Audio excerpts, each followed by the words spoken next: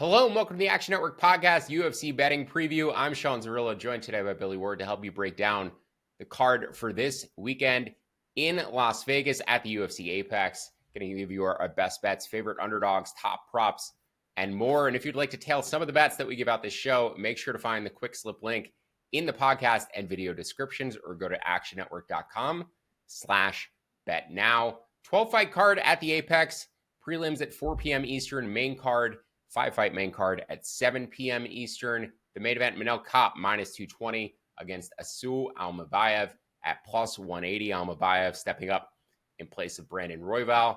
This fight is minus 120, minus 125 to go to a decision, plus 105 to end inside the distance. I do lean to the goes to decision prop in this fight, but Billy and I are in agreement that Manel Kape is a good live bet at some point after the first couple rounds, after round one, potentially after round two, and then likelier as we get later into the fight. Now, both of these guys have been to the championship rounds before, but regionally, not in the UFC level.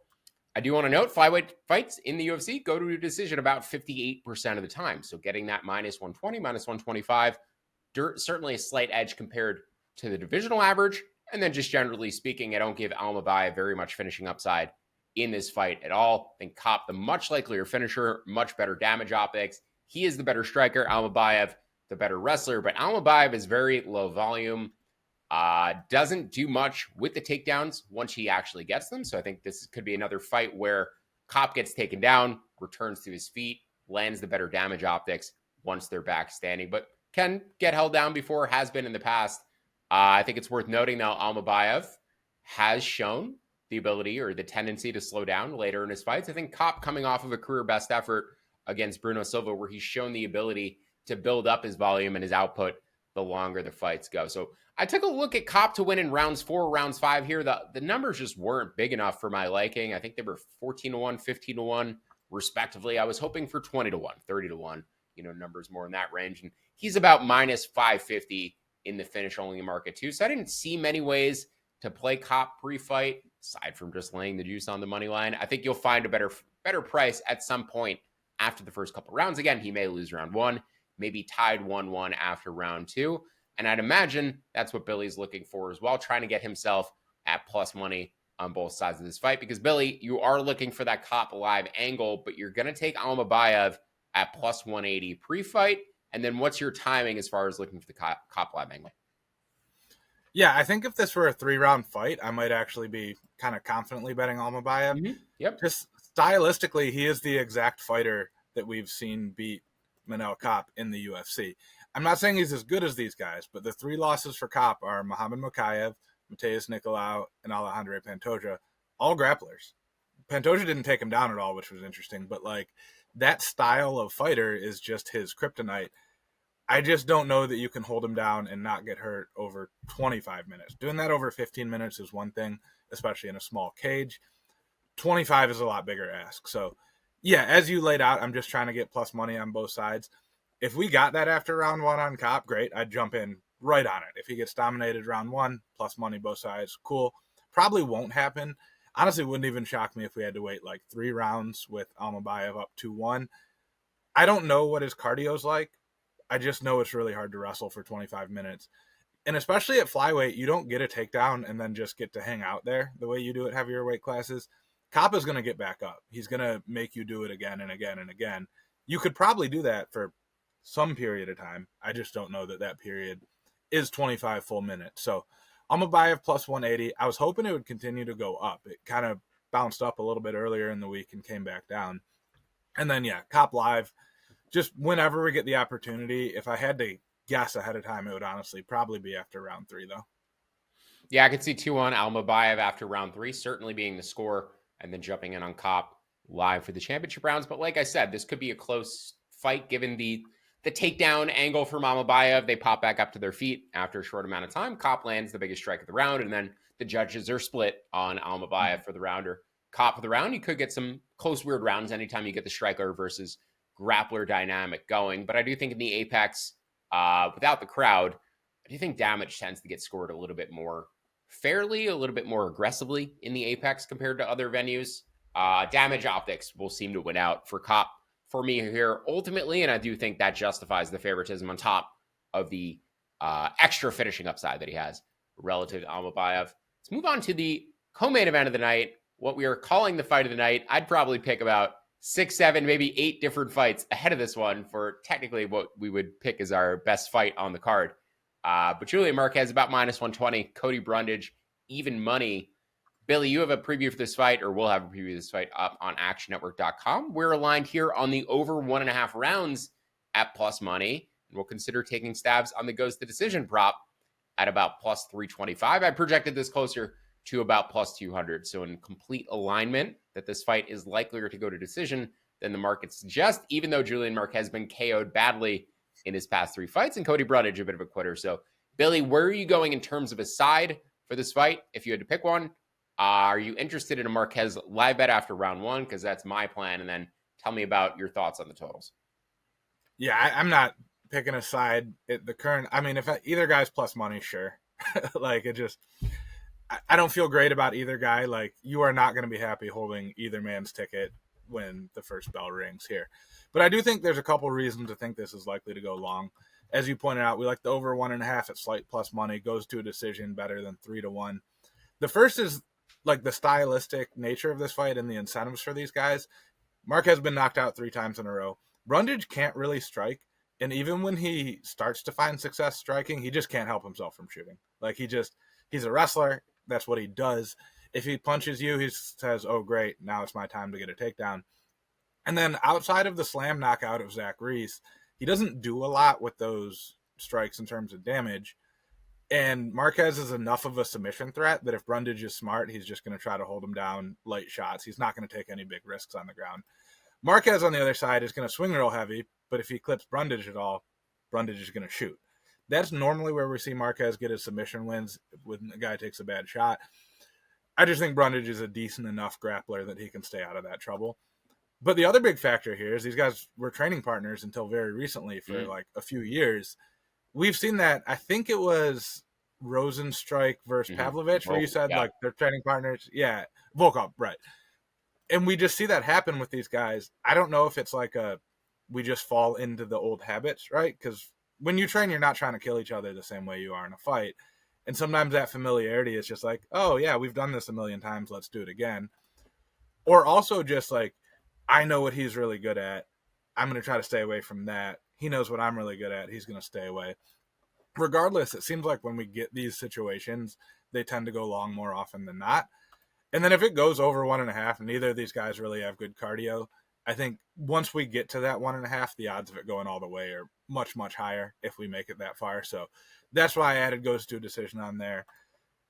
I'm not trying to pick a side. I get Marquez live just because of the cardio, which is not great for either guy. He's looked better when he's not getting knocked out. So I get it, I guess.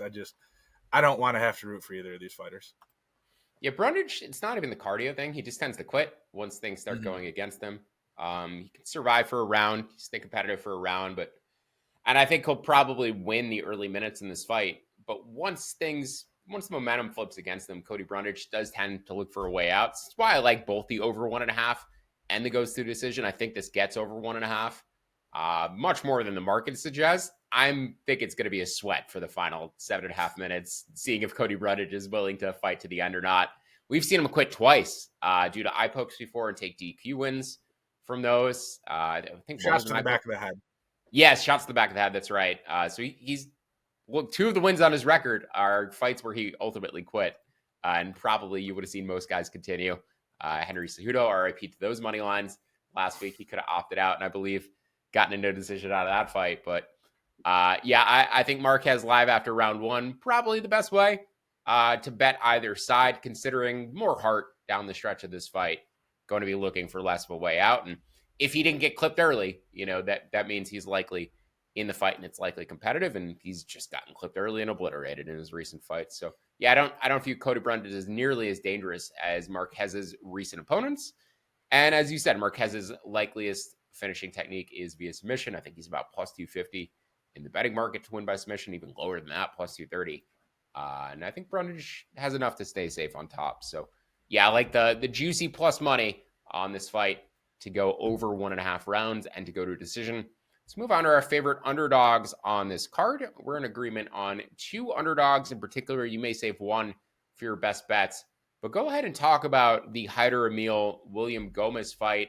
Emil, I believe, undefeated, Hurricane Hyder, one of the most exciting guys, I think, in the promotion right now, just because he sprints forward and starts swinging, and he's super reckless. And those opponents tend to fall once he starts swinging. It's kind of like a smaller Vanderlei Silva. So tell me why Hurricane Hyder is the side this week.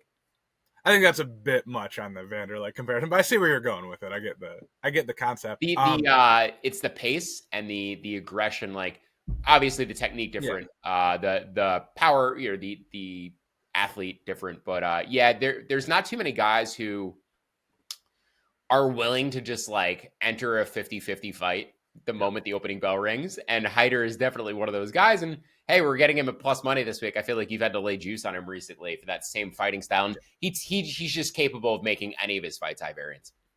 Yeah, and that's the key, I think, to this is that if we're flipping a coin, I want the side that pays out almost 2-1.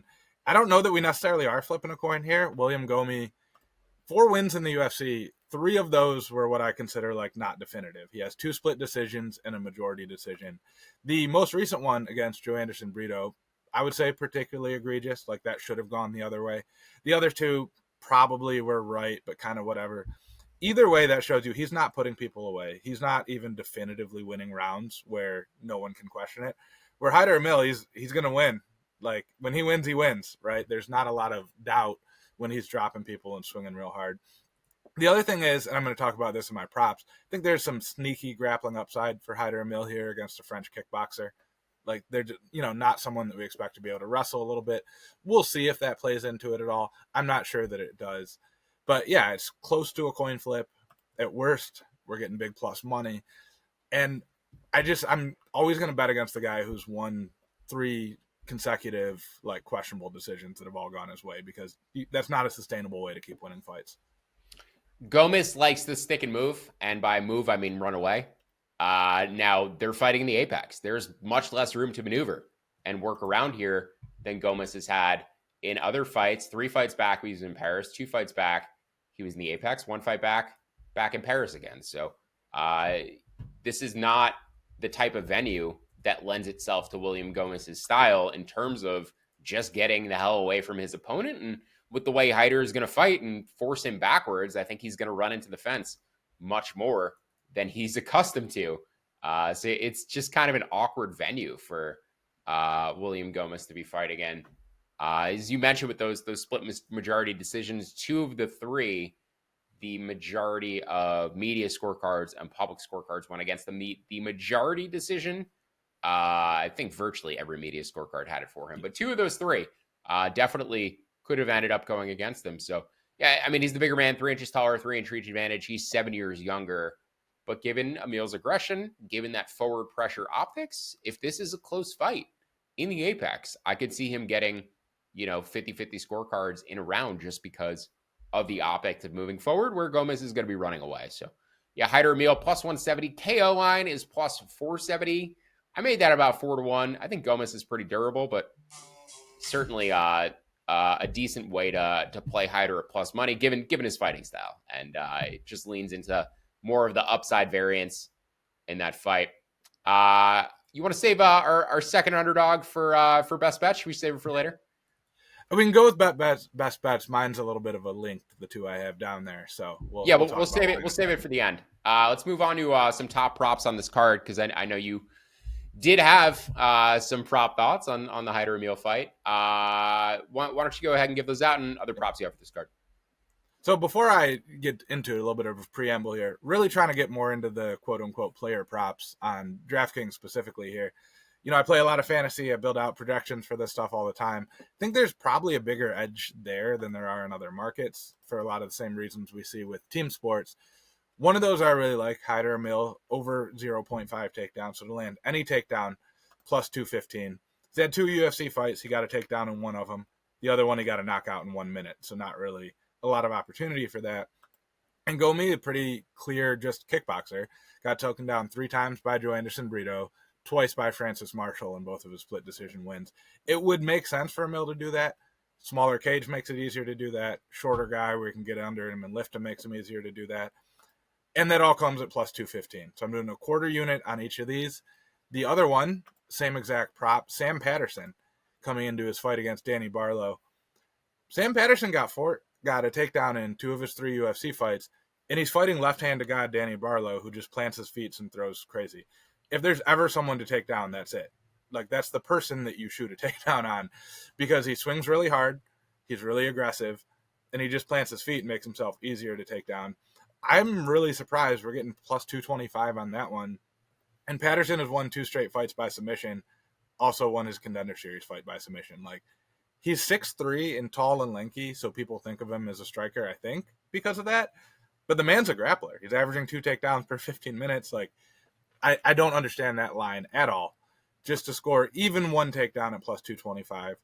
Obviously, we get 1 of these, we're doing really well. We hit 2, it's a huge party. So that's where I'm looking this week. There might be some more that pop up later because they weren't all there when I was looking at them last night. But that's what I'm looking at. Good stuff. Yeah, that Patterson-Barlow fight, I think there's value in Patterson to win via submission at about plus 500. It's just how he's going to approach this fight. We haven't really seen Barlow's grappling tested. Patterson, though, very bad chin, very upright striking defense. Like, he leaves that chin up in the air. Barlow has a KO on a platter, probably. If he wants it, KO 1 is 2-1. Patterson needs to grapple to extend this fight, to survive in this fight, potentially to win the fight. Love the takedown angle. Correlated value on Patterson to win by submission at north of 5-1. I personally like Barlow to finish him via knockout, but I think there's certainly value on the underdog via submission if you're going to bet him. Another big juicy plus money prop, method victory prop, I like Nasrat Haqparast at about plus 650 to win by decision against Esteban Ribovic. Should be a very high volume striking war between these two. Haqparast just a little bit more experience against higher level of competition. I think it's just a big number. I don't view him as a guy who is particularly big KO power. Guys he's knocked out, bet him to knock out Jamie Mullarkey. The guys he's knocked out have bad chins. But I do think his overall game is at the best it's been. You know, I think he's a little bit better than he was a couple years ago. They used to give him very soft fights. They were trying to level him up, but I think now Haqparast kind of went from being a fighter who was overrated back to underrated, especially given where this line is and the type of fight this is going to be. So Haqparast by decision plus 650 should be a high volume striking war. 3 totals I want to touch on before we move on to our best bets section. The Lucas Almeida, Danny Silva, either the over 2.5 rounds or the fight to go to decision at plus 120. Both guys coming back off a year-long layoff. I think you see a slow start here. May eventually heat up a little bit later, but like that to go to a decision at plus money. The Ramos and Chepe Mariscal fight over 2.5 at plus 117 or go to decision at plus 154. 4 of Ramos's 5 losses are in round 1. He's the bigger man here, though. 2 inches taller, 2-inch reach advantage. He's also 3 years younger, and he changed camps before this fight. He went to train with Team Fighting Nerds, and hopefully they instilled him with a little bit more heart because he does tend to be a little bit of a quitter, doesn't show the best cardio down the stretch. Maybe they got him on some vitamins that team seems to have plenty of in abundance. That Gene Silva knockout last weekend was absolutely crazy. I think he ended up being faster than Melsick, which I think surprised a few people, including myself. But that move, that camp switch for Ramos, I think could ultimately be a good thing for him. I would expect him to grapple relatively proactively against Chepe, try to tie things up, make things competitive. I think Chepe's money line is just a little too steep here, considering where Ramos was lined in previous fights. But no bet for me on the side, like the over at plus money. And then the Castaneda Silva de Andrade fight, I projected that at plus 150 to end inside the distance. They're giving you as high as plus 180. DSDA fights at a super high pace. I know I talked about Hyder Emil before and his pace. DSDA, 39 years old, but in his prime. That's kind of the way he fights. Just sprints forward, pushes a crazy pace, lots of volume. But I think both of these guys, DSDA is 39, Castaneda is 34. This guy's starting to get hurt a little bit more in their mid and late 30s. Both have gone to a decision a number of times in recent fights, which I think is giving us a nice plus money number on the fight to end inside the distance at plus 180. It should be closer to plus 150 in my opinion. So 3 totals for me in terms of the top props this weekend. Also, hot cross by decision. If you like that Patterson takedown prop that Billy gave out, I think you should probably sprinkle him by submission as well. I'll be joining Billy on that takedown prop in addition to the Hyder Emil takedown prop as well against William Gomez. Billy, any other props that you like before we move on to our best bets? No other props, but I've been kicking around the Hekparist money line for much of the week, and I'm glad you put the decision here. I can take a little bite at that and not expose myself. He's been so much better since he moved to TriStar. I'm not sure exactly when that happened because he was training in like Germany and then Morocco and all over the place, and he's somehow still 29. Like, I was worried about betting him. I thought he'd be the much older fighter. He's like 6 months older than Esteban Ribovic, who was in the UFC since like 2 years ago, something like that. So, yeah, I really like Hekparist. I think the decision is probably the way to do it. Ribovic seems pretty durable. Doesn't seem like he has any big defensive weaknesses. Kind of feels like we're just going to see a lot of strikes from both guys. Relatively hard / close judging unless somebody gets hurt. And if that doesn't happen, the decision makes a lot of sense. I feel like Hekparist to land a takedown could be interesting in that fight. You should get plus money. The TriStar guys like to mix in the grappling a little bit more. He's faced wrestlers in his recent fights, Jamie Malarkey, Jared Gordon, guys he's probably not going to try to take down. Could be interesting. It's probably the best way for him to win the fight is to mix it up because Ribovic is likely just has slightly more volume than him across 15 minutes, slightly more finishing upside for Ribovic as well. So maybe mixing in some grappling could be the way that Hekparist ends up pulling that fight off.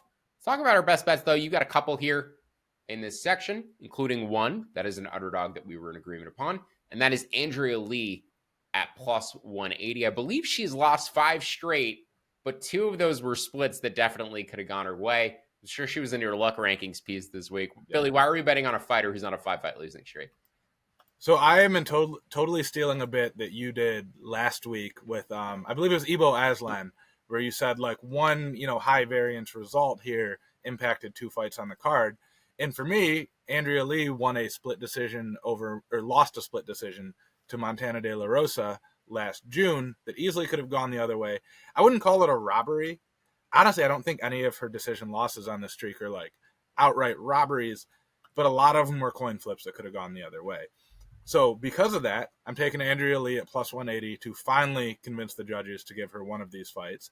And then on the other side of that, Luana Carolina, who is fighting Montana De La Rosa, somewhere in the neighborhood of minus 130. I think she's a lot better than Montana De La Rosa. If you look at her record, she had lost 3 in a row before getting the split decision over Andrea Lee. So easily could be on a 4-fight losing streak. And yeah, so that Montana De La Rosa Andrea Lee fight, giving me 2 other bets that I'm taking. Because of that, depending on how you structure that, you could get it so you only need 1 to win to make a profit, or you could bet a full unit on both and just see what happens. But that's how I'm approaching it. I think that fight just had a ripple effect across this card here, how we're seeing these women's fights. Yeah, JJ Aldrich also just not a particularly good athlete. I don't really view her as somebody who is a high-level finisher, capable of finishing this fight very consistently at all. In fact, I think Lee maybe has more finishing upside in the fight. And additionally, Lee tends to lose when opponents can out-wrestle her, control her. This is like a 15-minute striking fight to me that is minus 450 to go to a decision. We're getting plus 180 on the underdog in a fight that's over 80% implied to reach a decision. Pretty easy to figure that one out. Lee's also 3. She's 3 years older, but she has a 2-inch reach advantage here in the striking exchanges. So I'll take Andrea Lee at plus 180, also by decision at plus 270. And then my best bet on the card is Charles Energy Johnson at minus 120. I think, though, you may get a better live price after round 1. His opponent, Temerov, is 6 years younger, but he's very small for the division. 63-inch reach. Johnson a 70-inch reach. He's also 5 inches taller. Temerov just going to come forward and wing bombs, overhands. And he may hurt Johnson, knock him down in round 1. But after round 1, Johnson takes over with the grappling, with the volume. I think Johnson's best path here is actually to grapple from the outset, stay out of trouble on the feet, try to tire Temerov out for the later rounds. But we've really seen an emergence from this guy. There were a lot of Bobby Green comps when he came to the UFC. Didn't really show a lot of physicality, early on. Was in a number of weird close decisions that weren't going his way. And now the ball's been rolling a little bit. He got a close decision to go his way He's looked better in his recent fights. So Charles Johnson on the money line at -120. And then again, I think you may get a better live price after the opening round. Billy, any thoughts on the Johnson-Temerov fight? I theoretically agree with you. I just don't see any reason to hold a pre-fight ticket on that. Like, we know it's Charles Johnson. He was a marathon runner or cross-country runner or whatever in college. He's built for the long game. Even when he's hurting people, it's in, the third round like he did against Josh Van. So, yeah, full agreement. I'm worried that Temerov just sparks him early. So doesn't feel like any risk. The absolute worst thing that can happen by waiting to bet live is you just get a worse price on Johnson, which obviously isn't ideal, but if you get a worse price because he won the first round and has better cardio, I'll pay -200 for that or whatever. So yeah, I was gonna say, if he wins the opening frame, it's probably -250, -300. It may not be like beyond reasonable to play it, even if he wins the opening round. I was assuming he's likelier to lose the opening round, and you're likelier to get better money on it. Also, +190 to win by decision, Charles Johnson. I think that should be closer to +130. You could even look at his same game parlay, Johnson in the over 1.5 rounds, angles like that. Any iteration of Johnson and the fight going longer versus Temerov and the fight going shorter, Temerov and round one. Billy, number of juiced money lines on this card. Not too many money line plays that either of us particularly like. But before we get out of here, any other fights that you want to touch on?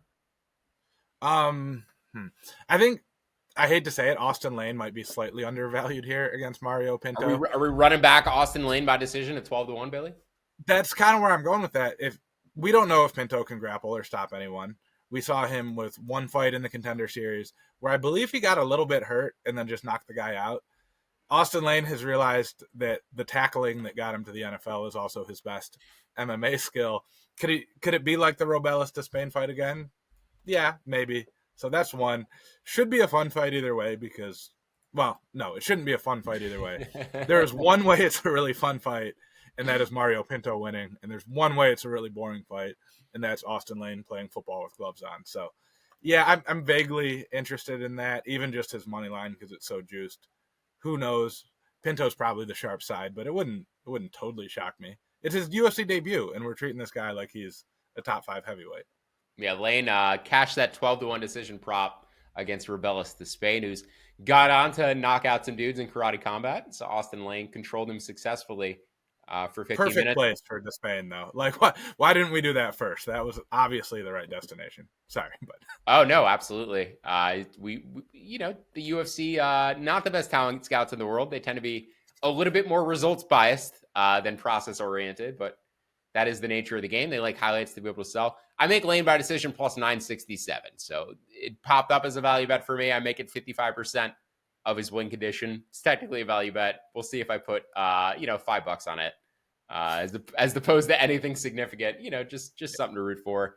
It will not be on my round robin tickets. I can't do that to my round robins. It's just not going to happen this week. But yeah, Austin Lane. If you want a dart throw, you can do worse than Austin Lane by decision at 12-1. With that, I think we actually touched on pretty much all 12 fights on this card. So that'll do it for our UFC betting preview for this weekend. You can find more UFC betting content for both Billy and myself on actionnetwork.com and in the Action Network app. And remember, if you'd like to instantly tail some of the bets that we discussed on today's show, you can look for the quick slip links in both the podcast and the video descriptions for the show, or visit actionnetwork.com/bet now. Make sure to download the free award-winning Action Network app and sign up for Action Pro to get access to expert picks and analysis and quicker bet notifications. Best of luck with all your bets this weekend.